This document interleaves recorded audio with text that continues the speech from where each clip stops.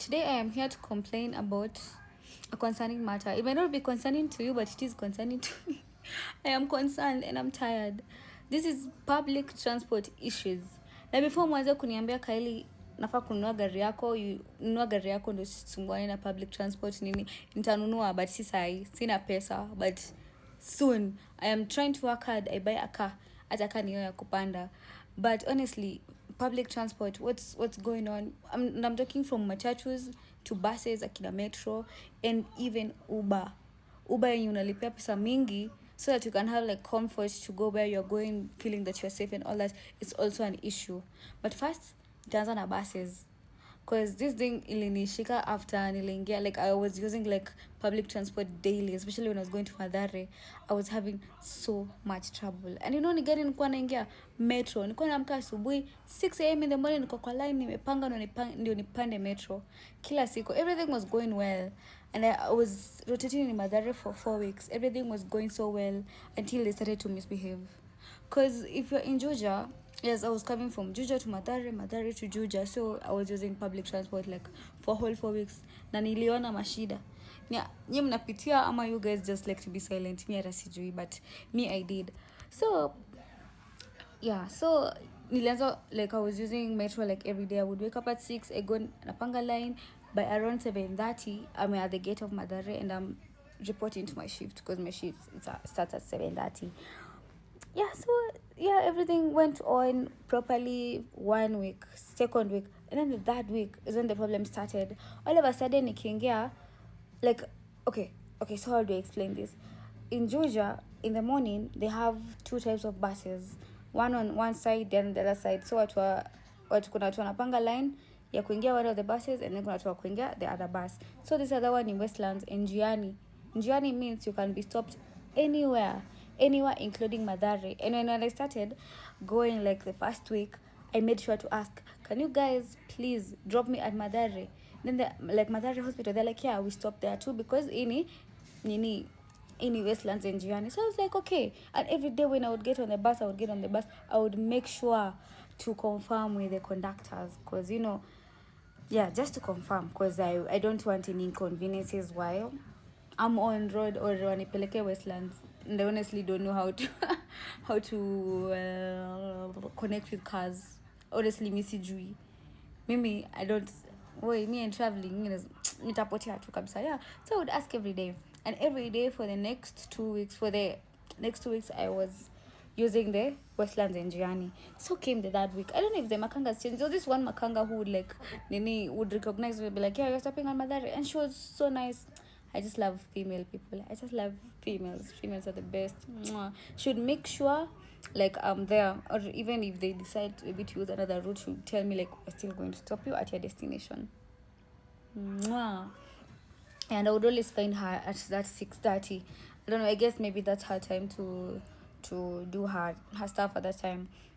Yeah, so it came the third week and then naingia kwa bus and then I ask I think the conductors are I ask, are you going to stop me at Mathare? Are you going to drop me off at Mathare hospital? And they're like, yes. So I get in the bus and then all of a sudden he starts telling me, I don't think I'm going to drop you at Mathare because I'm going to inconvenience everyone here who is going to Westlands. So I'm like, what do you mean I'm going to inconvenience everyone who's going to Westlands because they're going to be late because there's traffic? Mind you, first week, second week, there was still traffic. Every day kuna kwanga na traffic. You can't escape that because everyone is going to work. So I'm like, what do you mean I'm going to inconvenience everyone because me, I want to be dropped off at Mathare? Wait. Let me gather my words. Like, everyone is going to work. I'm also going to work. Unpaid work. But still, I'm going to work. If I get late, I'm going to be... Nitafukuzwa rotation. Alafu nitafanyiwa wapi rotation tena na nilikuwa nataka kugraduate.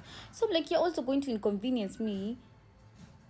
But you're like, I already asked you and you were like, yeah, I will drop you off at Mathare. Why didn't you tell me that in the first place? Nigoje metro ingine ya mwenye atanisimamisha. Because on the way I could still see others. Nafika hapo ananisimamisha, where is this place called? Allsops. And then I'm like, mbona unanisimamisha hapa? And then he gives me that bob and then he's just silent. I'm like, what? I'm telling you, I was so confused. That day, I called almost all my friends because I didn't know how to get to Mathare from there. at all. Even maybe it was a straight, maybe it was across the road, I wouldn't know. So I was panicking. I'm there alone, and then there's other people, but I'm alone. So I'm just panicking. I called all my friends. I didn't have anyone to call, so I called everyone. Everyone was asleep because it's at 6:30 or 7, and I was the only one who was going for shifts. So yeah, I panicked. Metro ingine ikakuja, nikaingia, and I told them the other metro that has dropped me here, and they have refused to take me to Mathare, but he had told me, and I was like, it's okay, just come in. And then they dropped me off. So I was like, why didn't the other one just drop me off the same way? Mi nilikuwa tu nimejam. And then it happened again the next day, and then it happened the other day. Then I'm like, okay, God, let me just finish this rotation, and then I'll be happy. And then another one dropped me katikati ya highway. At least alini drop, but katikati ya highway.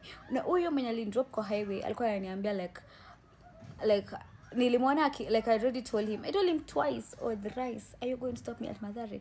Are you sure? And then I asked again when I was paying my fare, remember to drop me off at Mathare.